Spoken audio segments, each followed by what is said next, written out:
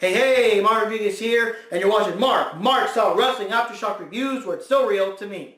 Now today, we're talking mostly about Wrestlemania 35, and I gotta say, oh my god, what a marathon. Like, this thing started at 5 o'clock my time, if you count the kickoff show, the 2-hour kickoff show, and it ended at 12:30, so that's like 6 or 7, that's like 7.5 hours of non-stop wrestling, and I gotta admit, there were some parts I nodded off, not because I was like bored, but because I was just so worn out. It's just too much stuff, and the weekends when I get shit done and stuff like that, and it's just, like, I just can't spend like half the day watching non-stop wrestling. And I know some of you guys are, but Mark, like, that's the best thing. I don't even stand watching 10 or 12 hours of wrestling, but maybe that's you guys. But for me, oh god, it was just way too long. And I'm glad the main event was super awesome, because if not, I would have just been exhausted and waiting for it to end already. And part of me was still kind of exhausted. It's just too much. But anyways, before I get into that, let me just see here. General gossip, we got Neil Dashwood, a.k.a. Emma, is now going to be a free agent, so I guess she won't be with Ring of Honor anymore. Jen Ross may or may not be with AEW, and that's like a big deal. That's one of the WWE's like greatest commentators now with AEW. I'm like, wow, holy shit, you know? And also the Hall of Fame inductees for this year 2019, just again I could get through them real quickly, and what happened at the end. We got the Honky Tonk Man, he's pretty cool. That was before my time. I remember him mostly for the Nintendo game, but I never seen him perform like, you know, when he was still around.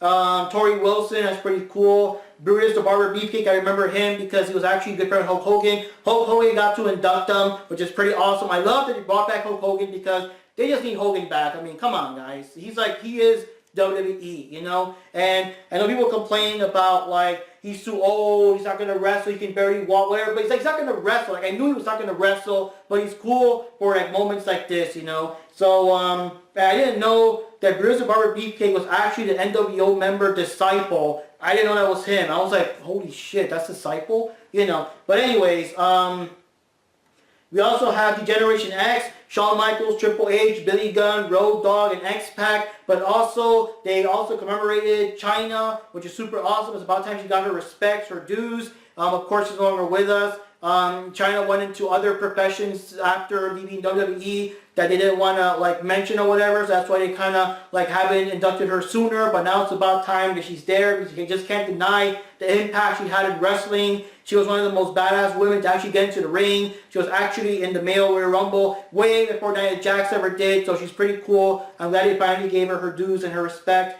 And we got Harlem Heat, which is Booker T and Stevie Ray. They're super awesome. I remember them from WCW. I understand that Booker T also fought a bit in WWF when the whole thing happened with WCW going down. I don't really know what happened to Stevie Ray though, but that was pretty cool. And of course, you got the Hart Foundation, Bret the Hitman Hart, and Jim the Anvil Neidhart, which of course is no longer with us. But what's her name? Natalia got to speak in his place. And of course the event is that when Bret the Hitman Hart was giving his like acceptance speech, this random guy for the crowd like gets in there, like, good job security. He got in there and he tried to tackle down the Hitman, and of course everyone came and they, you know, they broke it up and everything. And apparently Davey Boy Smith Jr., which is the British Bulldog's son, got to clock that guy in the face. And I'm like, what the hell are you doing, man? Like, I don't understand his reasoning, but like, don't mess with the Hitman. Hitman's done nothing wrong. I mean, if anything, Bret should be attacking people over the Montreal screw job, not people attacking him. Like, what the hell? But that's the thing.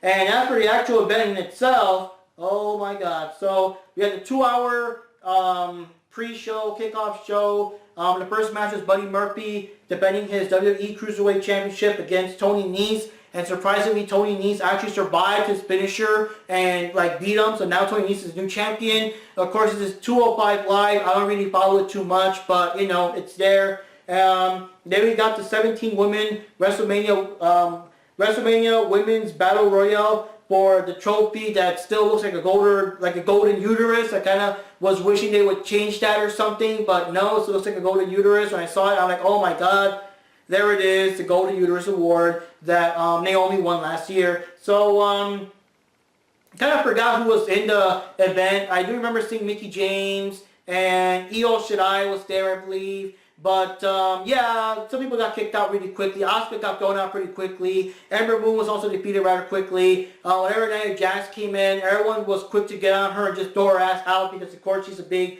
danger to everybody there. And in the end, there was a moment where the members of the Riot Squad looked strong. They were throwing people out left and right. They were a unified unit. It was pretty cool. But then they got Ruby Riot and Liv Morgan got tossed out. But Sarah Logan was still there, though. And near the end, it looked like Sarah Logan actually won. But then Carmella, which I kind of forgot she was even in this. I didn't know where she was. You know how the rules go. You have to be actually thrown out the top rope, not like the middle rope or whatever. So I guess she was never officially like thrown out. So she snuck in, they fought a little bit, and in the end, you know, unfortunately, I guess for me, Carmella won. She won the title. For me, it would have been like much more surprising for me if Sarah Logan won to kind of give them like a good shout out to the Riot Squad. But yeah, the Riot Squad. But yeah, Carmella won, and she's the winner of the Golden Uterus Award, and that's how it goes. So wow. And then we had a tag team match for the WWE Raw Tag Team Championships. The Revival, Dash Wilder, and Scott Dawson defending their titles against Kurt Hawkins and Zack Ryder. And what can I say? I kind of knew what was going to happen, because the thing about wrestling is that they really beat it over your head. Like, chances are, when the people are saying, this person's not going to win, doesn't have a chance, it's impossible, he's not going to win, chances are he's going to win, to build up like the, oh my god, he actually won, that kind of shit. So apparently Kurt Hawkins had this super long, you know, losing streak, this 200 or 300, whatever, losing streak. And of course Zack Ryder's not exactly like a big superstar either. And like, the more they talked about it, the more I was ready for him to win. And in the end, yes, they actually won. So Kurt Hawkins and Zack Ryder are now the Raw Tag Team Championships. I do hope that it lasts a bit longer. I don't want to lose the title in a day if they haven't already lost it, because Raw was last night. Because the last time Zack Ryder won the Intercontinental Championship at WrestleMania, like, it was cool because, oh my god, Zack Ryder won, holy shit, you know. And then the next day, he lost to The Miz already. And I'm like, oh, come on, fuck you guys. So I hope that these guys are still tag team champs. You guys let me know. In fact, fuck it, I'm going to check right now. The WWE website usually keeps track of who's tag team champs. Or, you know, it keeps track of all the champions in general. So, give me a second here. Let me just check this out. Okay, come on. The champions are always first.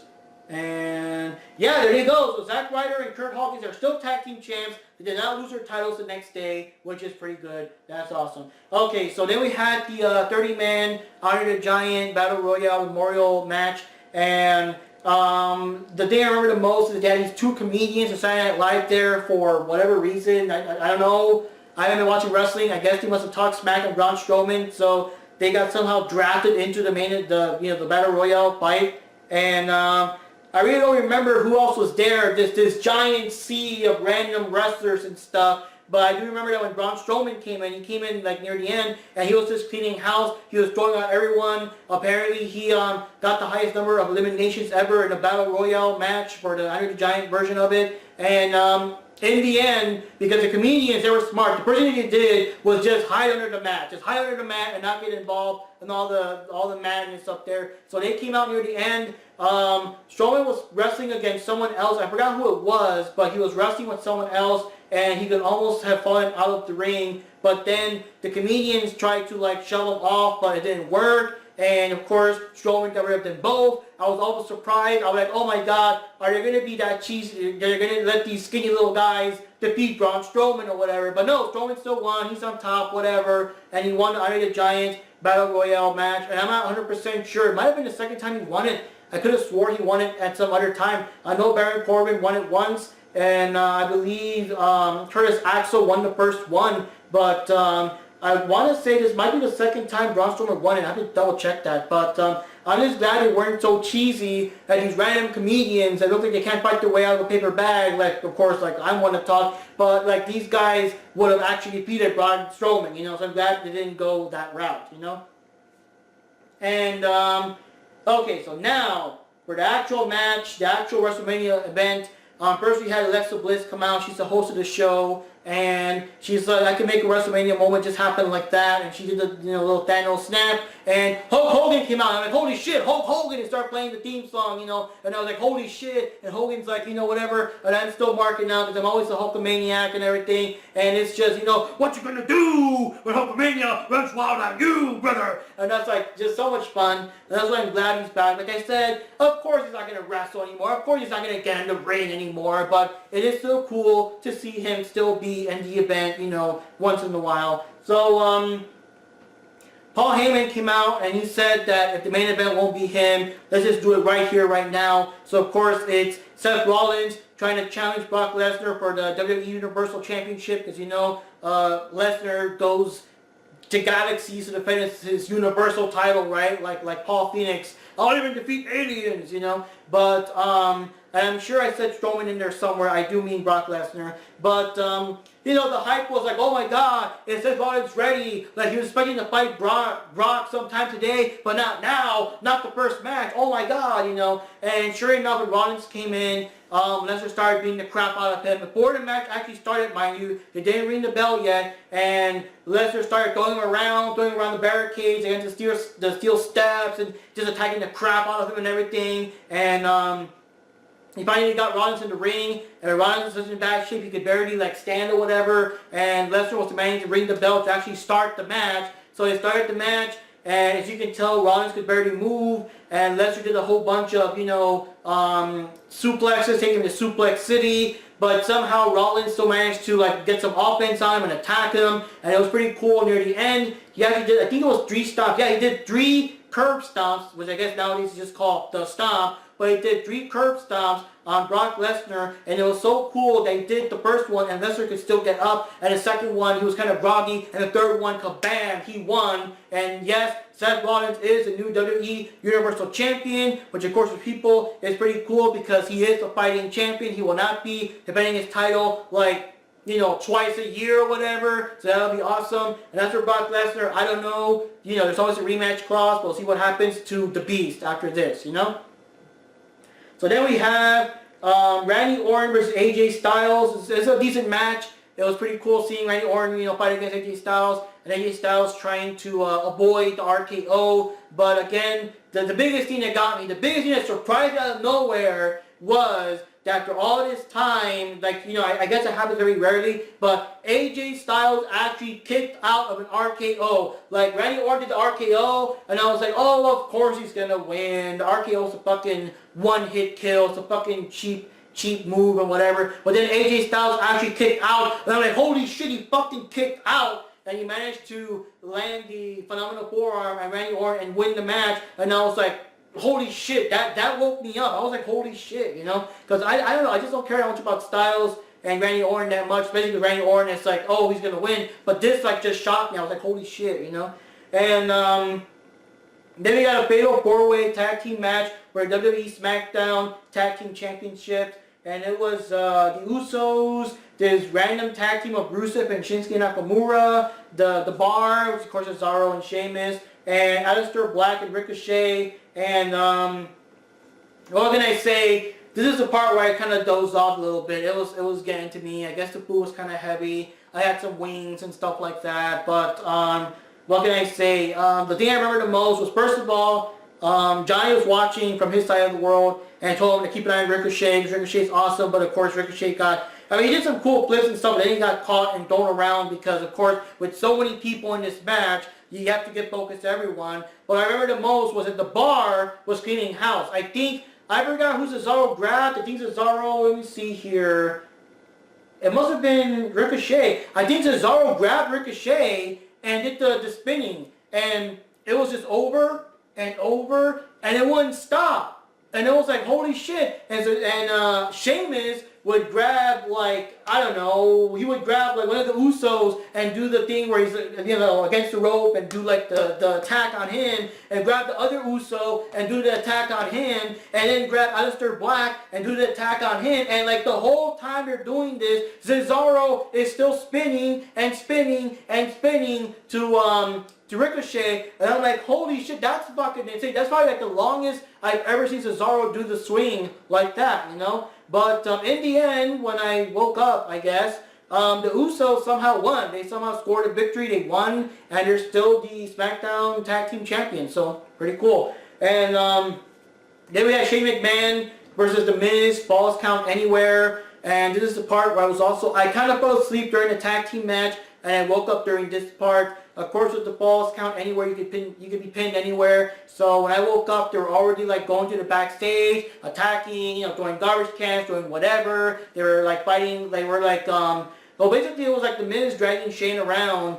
to the backstage, where all the electronics are and all the effects or whatever. And in the end, they both went up to the top of, like, I guess where they got more electronics or whatever the hell, and The Miz wanted to, like, I guess kick him off or do something, and Shane actually started begging, like, oh man, I'm sorry man, because I think Shane actually insulted The Miz's father, and I'm kind of surprised though. I didn't see, they always had like these little packages of why, and either I must have missed it because I fell asleep or whatever, but I didn't see like the package between them of why they're fighting. I know that they were a tag team, and Shane eventually turned on The Miz, which started this thing. But what I could tell from the people talking was that he did something disrespectful to The Miz's father, and that's where we got to this point. So yeah, The Miz like had no mercy. Shane was begging, but he still attacked him. He picked him up and did this super awesome slam from the top, over 30 feet tall, 30 feet tall drop, which of course they always do because Shane is always involved in these like high drops. So they fall up there and break through this, I don't know, this floor part that collapses or whatever. And I guess because of the positioning, like technically speaking, Shane was still on top of The Miz, like Shane still won, 1, 2, 3, he still won, but both these guys, they're dead. Basically, they're just lying there, they're dead, and even though, like, Shane moved a little bit, like The Miz did not move the whole time he was there, and I'm like, holy shit, did they kill each other, like, holy crap. But, yeah, that's a hell of a thing, and we'll see what happens, I guess, on SmackDown, if Shane's still talking smack, but just, holy crap, dude, holy crap. And, then we got the Women's Tag Team Championship, which is another Fatal 4-Way. It was the Boss and Hug Connection, Bayley and Sasha Banks versus Nia Jax and Tamina. Beth Phoenix, surprisingly Beth Phoenix is back for a while, I guess, with Natalya and the Iconics, Billie Kay and Peyton Royce for the SmackDown? For the Tag Team Championship, because, now we got a Tag Team Championship. And we're going to say it's a pretty interesting match there. Of course, a lot of attention to Beth Phoenix, seeing her, back in town, rocking it up, kicking ass and everything. And the only thing I remember the most is, yeah, it was a pretty good match. They did take out Sasha and Bayley, so they were pretty, like, down near the end of the match. They took a lot of damage and everything. And in the end, I'm trying to remember here. In the end, yeah, I think what they did was that either Tamina or Nia Jax really put the hurt down. I think it was either Natalya or Phoenix, but one of them. No, they did something to, I think it was Bayley or something. They beat her so bad that she was ready for the pin. And when they were going to do the pin, all of a sudden, Peyton Royce and Billie Kay come in and break it up real quick. And Billie Kay gets the pin. And holy shit, the Iconics are now the tag team champions for the female division, and that's pretty cool. It was pretty unexpected. I was kind of hoping Sasha Banks and Bayley would have like a longer reign, but I guess that's how it goes. But yeah, that's what the Iconics do. They're actually, I don't know, it's kind of weird because they have some skill, but they're usually going up against people that they have no business beating. Like, I can't really believe they would beat Asuka, like Asuka and Naomi on stuff. So it's kind of weird how they somehow come out on top, but they did. So we'll see how long that lasts and everything. And then we have this big one here, which was Daniel Bryan, the new Daniel Bryan, which is stupid. I would have only said that once or twice, but they keep dragging it out. So the new Daniel Bryan, the heel, going against Kofi Kingston, and apparently Kofi got to have some matches because Mustafa Ali was, I think, injured, or he had a match or something that put him up there, and everyone started recognizing his 11 years, I think it was 11 years of service with WWE, how awesome he was on his own and with the New Day and everything. And he had apparently there was like Vince McMahon was doing a whole bunch of shit to to see if Kofi can endure these matches. Like, if you win this match, you'll go to WrestleMania. If you win that match, you go to WrestleMania. Oh, no, wait. If you win this other match, you go to WrestleMania. And then again, it was like, if your partners, Woods and Big E can win like this tag team marathon, then you go to WrestleMania. And apparently, like, the whole locker room is supporting Kofi and everything. And yeah, he got to make it, and it's pretty cool. So what can I say? It's a pretty intense match. It was really awesome. They both gave out like their most. They both gave it their all. Lots of good moves. I still think it was kind of cheesy. Like, they still showed some scenes of all the entire locker room is watching Kofi wrestle and rooting for him. You see Becky Lynch rooting for him, stuff like that. It's kind of weird, but yeah, it's a pretty good match. Near the end, I was kind of worried because Daniel Bryan kept doing the flying knees to Kofi's face, and I was like, oh shit, here we go, he's gonna win. But near the end, when he was ready to do like a final knee, Kofi still hit him with Trouble in Paradise, that super cool kick and everything, and he won. I was like, holy shit, he fucking won, and like the house blew up. It was basically Kofi Mania. It was like awesome. I actually stood up. I was like, holy fucking shit! Like, I was like so surprised. Like, I'm happy. It was awesome. Kofi's cool. He always had great skills. I don't know. I do kind of miss the Jamaican accent when he was on his own and everything, but he's pretty cool. I'm glad he won. Then we had, oh god, I guess this was like a warm-up match or something. You know how whenever there's like a real big match, it's always like a cool-down match to calm you down.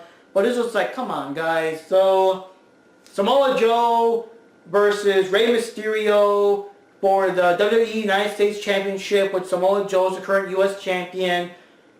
And the match only lasted a minute. Like, Samoa Joe took him down, he got to go clean the clutch or whatever, and Rey Mysterio tapped out, and it was done in like a minute. And I mean, the intros lasted longer than the match, and I was like, are you fucking serious? This is like WrestleMania. It's a WrestleMania match, and it's like a title match. So, I don't know if they ran out of time or something. I don't know if either Samoa Joe or Mysterio were injured, so they got arrested. Like, I just don't know. That was stupid. That was a waste of time. I mean, it's WrestleMania. Come on, guys.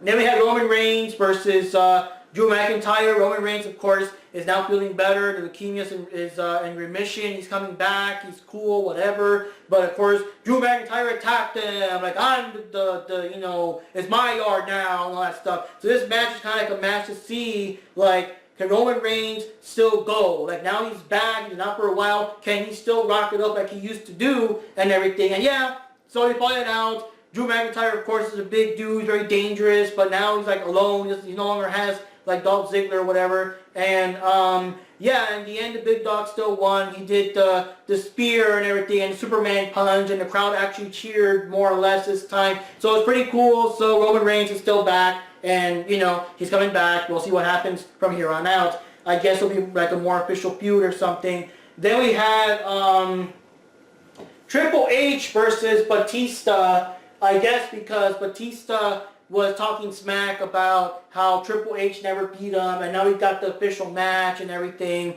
and it was like to sell their grudge match or whatever. And what surprised me was that, not surprised me, but I just felt like, oh god, it was a no disqualification match. So right off the bat, when the match first started, Triple H already like had him on the ground, and he had these fucking chains. The chains look fucking heavy, man. Like, I don't know like how some of these things are. I guess sometimes you just gotta take it. I mean, some things may be props or whatever, but those chains look heavy. Those chains look real, man. And Triple H just fucking, no mercy, just fucking slammed them chains down across Batista's back. And I was like, oh god. And he did like 2 or 3 times too. And then he wrapped it around his neck, his like the mouth or whatever. And I was thinking to myself like, wow, so you came back to wrestling for this, which I guess Batista knows he was signing up for. He's probably used to that stuff. But I kept thinking to myself, so is Guardians of the Galaxy 3 going to be delayed in filming because Batista got his ass beat? Like, it was like intense, So, basically speaking, a lot of back and forth with the chains. And Batista was weird. Batista would usually just fight like regular wrestling while Triple H was using weapons and stuff. Near the end of like middle of the match or so, then Batista finally started using like a steel chair, the steel steps and stuff like that. He tried to use the steel steps for extra leverage to like slam Triple H down to the announcement table, but like Triple H reversed it. So instead, Batista went to the announcement table.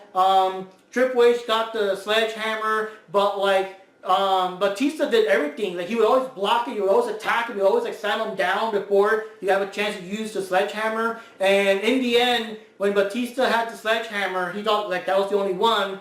Ric Flair came out because during the feud, Batista actually attacked Ric Flair, I guess in the 70th birthday. That's the guy the whole match started in the first place. So Ric Flair came out and gave like a second sledgehammer to Triple H when Batista didn't notice. So when Batista turned around or whatever, Triple H got him with the sledgehammer and then hit him with the pedigree, and 1, 2, 3, Triple H won. And what can I say? It was a pretty intense match. I was surprised. Just the chains, man. That's the thing I remember the most. Just whipping, just mercilessly slamming those fucking chains down across someone's back. And you hear it, like the sound, and like, oh, and I'm like, oh God, man. That's like a different mentality, man, to work with wrestling. So, yeah.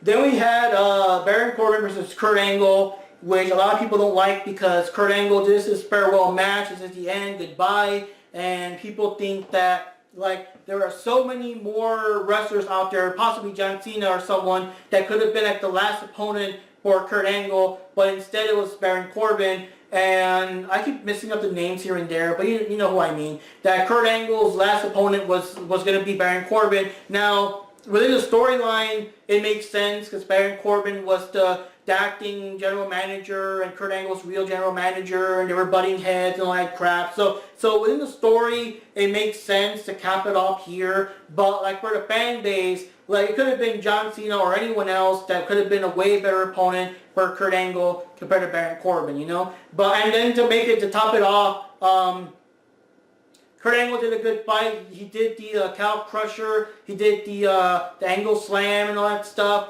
But in the end, surprisingly, because I didn't see it coming, Corbin grabbed him at end of days and won. And I was like, really? You're going to do that? Like, the last match is Corbin winning, and that's how it's going to be? That's like his farewell match to Kurt Angle with him losing against someone that everyone fucking hates. Now, you know in the industry, it's like, you know, to give Corbin heat, you know, now he's going to be like this big heel, everyone's going to hate him, everyone's going to be like, boo, boo, boo, like, how dare you, like, they hate him already, and now they're going to hate him more because he took out Angle in his last match. But, I mean, it just had to be like another way, man, like, I don't know, but I guess goodbye Kurt Angle. Even though I thought you were already retired or whatever, he came back for quite a while, had a couple of matches, a couple of pay-per-view events. He came back with the Shield for a bit, but, you know.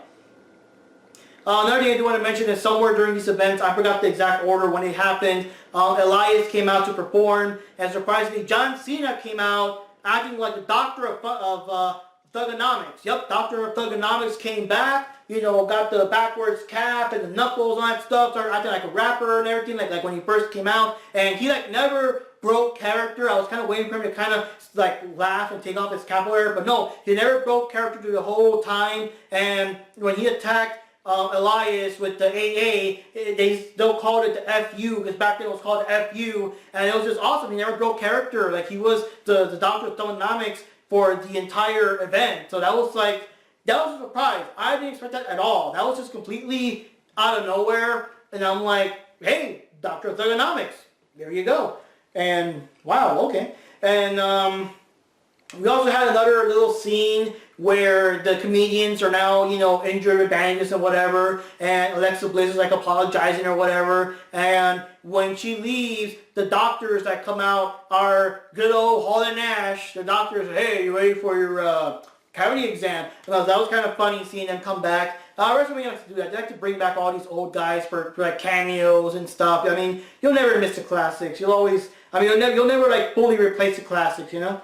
And Then we had Bobby Lashley against Finn Balor for the WWE Intercontinental Championship. And of course, this time Finn Balor came out as the Demon and all that. And I gotta say, I mean, it was a decent match, you know, here and there. You know, of course, Bobby Lashley is very impressive. He's a bigger dude than Finn Balor, so Finn Balor really has to put the effort. But, yeah, they actually did something sort of different because, like, there's no real difference between Finn Balor and the Demon, just all the paint and stuff. But I do like that now he was a bit more in character. He looked way more serious. Like, I don't remember him ever doing that, but he actually was growling. He was growling at Leo Rush and scaring him and stuff. And I don't remember ever seeing the Demon Finn Balor growl at people. So I do like that. Like, you know, give him more character, make him more, you know, different. And apparently, near the end, he actually picked up Bobby Lashley and slammed his ass down and got the coup de grace and won. And, I mean, I guess it speaks for Finn Balor's strength, but they were making a big deal about, oh my god, like, because, I mean, again, Bobby Lashley, he's a big fucking dude, you know, especially compared to Finn Balor. So they were saying, like, oh my god, I can't believe that Finn Balor could pick him up and slam him. It's like, holy shit, like that's the Demon doing it. Like, Finn Balor would never be able to pick him up. That's the Demon doing it. So if they do that, if they play that angle where the Demon is stronger than Balor and growls and has, you know, more character, that'll be awesome. That'll be fucking awesome. I mean, because again, Finn Balor's super awesome, very athletic, but I really never see a difference between, of course, all the theatrics and all that. But if he can pull it off with more like growling, acting more sinister, you know, doing things that I guess the normal Finn Balor could never do, that would be fucking awesome. I would love that. That'd be cool. Have him kick out of some big finisher and have people say like, holy shit, if that was regular Finn Balor, he would have kicked out of that. Holy shit, the Demon is someone to mess with, and that's a good idea. That's pretty cool. And of course, Finn Balor is the new Intercontinental Champion, so that's always awesome. And finally, and luckily for me, the main event was actually pretty cool because if not, I would have been sleeping. But it's, of course, the first female main event for WrestleMania. Ronda Rousey, Charlotte Flair, and Becky Lynch, the man. And it's kind of like Charlotte recently defeated Asuka, and now she's like the SmackDown Women's Champion. And, of course, Ronda is the Raw Women's Champion. And whoever wins this is going to get both titles. Winner takes all. And, of course, with triple threat rules, like, you don't necessarily have to pin the champion. It's whoever pins whoever is the one that gets the win. And, what can I say? It was a pretty intense match. These women, they beat themselves fucking bloody. Like I don't even know, like, I lost track. They beat the crap out of Ronda Rousey's leg. Because you see all these welts and bruises and cuts on it. And there was the part where Charlotte's arm was even bleeding and everything. And it was just, like, super insane. They were beating the crap out of each other. And I mean, most of the time, Becky and Charlotte were kind of working against Ronda. There was at least one brief moment where Ronda and Becky actually worked together with Flair to knock her ass down, like pick her up and just power bomb her and stuff like that. But it was just pretty intense. Of course, I was rooting for Becky Lynch. I really wanted Becky to win. I just didn't want Charlotte to win. I always felt that Charlotte had no business being there. But of course, you know, she's a Flair and this is WrestleMania, whatever. But I was like even thinking that I would have actually preferred Ronda to win just so that Charlotte would not win, you know. But it was a pretty intense match. The girls gave it their all. They were beaten bloody like hell. And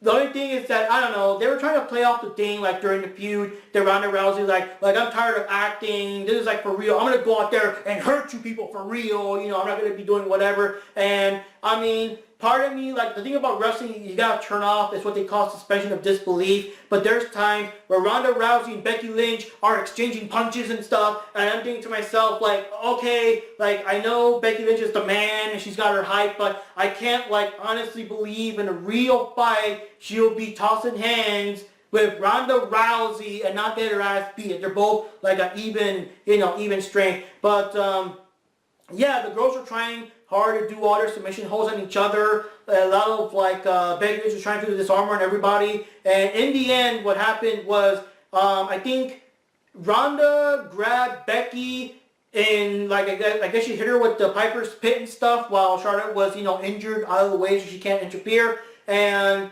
like, she was trying to get her into the submission hold, but I guess the weird way they're positioned, or I don't know, it was such a weird... I would have preferred a more, how should I say, conclusive ending, but I guess it kind of leaves it open for the feud to continue. But like the positioning was in a weird way that that Rousey was trying to get Becky in the submission lock or whatever, but since Becky was like, I guess her shoulders were above Ronda's shoulder, somehow that counts as a pin. So it was like 1, 2, 3, and Becky won, and it happened so abruptly, so random. I was like, what? Like, it happened so fast that when the music played, I didn't register that it was like Becky's music. I was like, oh fuck, Ronda won, because it looked like Ronda was pinning her for the win, and I was like, oh fucking shit. But then I hear, wait, that's Becky Lynch's theme music. Holy shit, Becky Lynch won, and I was like, it was like awesome. And of course, Becky Lynch is now both the Raw and SmackDown champion, and we'll see what happens. Now, the next pay-per-view is gonna be Money in the Bank, but we gotta see what happens, because if she is still champion of both titles for Night of Champions, that would be kind of awesome. I remember that one time Seth Rollins was a champion of both titles and had to defend his title against 2 people in the same night, which I know one of them was Sting, but the other one was either Reigns or Triple H. I forgot, but it would be interesting to see Becky Lynch have the same problem, where she has to defend her title against 2 people at the same time. And I mean, what can I say? The thing is, Ronda Rousey and Charlotte both have very high star power, and I know they got their rematch clause, and they might use the excuse, that wasn't a real pin, and all that kind of shit, and they're going to keep it going. But I really hope, and I doubt it, but I really hope that Becky can somehow overcome these 2 and move on to someone else, move on to Ember Moon, move on to Asuka, or whoever's the next big person, but that'd be kind of cool. So, I was very surprised. For me, the biggest surprises were having Hulk Hogan appear. I'm like, holy shit! Like, I didn't know. Like, if I saw the Hall of Fame, I would have kind of gotten an idea that, okay, Hogan was already there, so it'll make sense he'll be there. But I didn't see the event, so I was very surprised that Hulk Hogan came out to help Alexa Bliss kick off WrestleMania. That's super awesome. And I was surprised by John Cena's Doctor of Thugonomics gimmick and not breaking character the whole time. He played it straight. I'm surprised that both Kofi won and Becky won. I was surprised. I was thinking that, Daniel Bryan was going to win or whatever, but no, Kofi won. Holy shit. Becky won. Holy shit. I was kind of thinking like, oh my god, since Kofi won and he's like the big hero, does that mean that Becky's going to lose? But no, they both actually won, and that was super awesome. Now, another thing that was surprising was that no Undertaker, there was no match announced or nothing. Undertaker didn't appear at all. I heard some rumors here and there that was going to happen was that when John Cena was attacking Elias, like the Undertaker was going to appear and kind of maybe do a rematch with John Cena, or like signify it would be a rematch or something. But no, apparently Undertaker was actually sitting in the audience just enjoying the show like a regular, regular fan, a regular attendee. And I'm like, wow, okay. But I was really surprised that Undertaker was not anywhere in this match, in this like whole event, and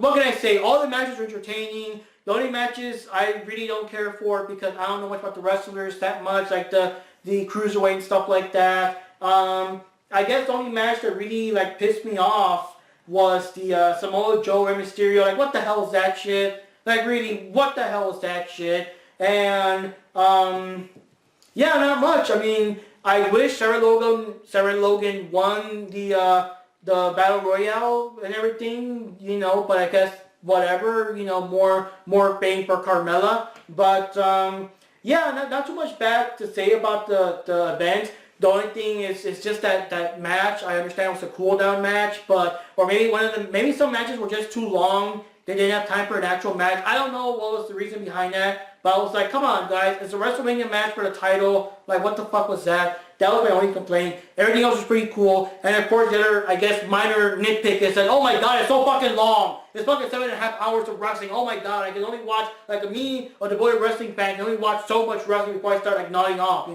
But anyways, guys, Mark Rodriguez here, and see you for Money in the Bank, and we'll see how that goes. We'll see how long Becky, Kofi, Zack Ryder, and Kurt Hawkins can keep their titles, and we'll see what's happening. Once again, this is Mark Rodriguez for Mark's Out Wrestling Aftershock Reviews, where it's still real to me.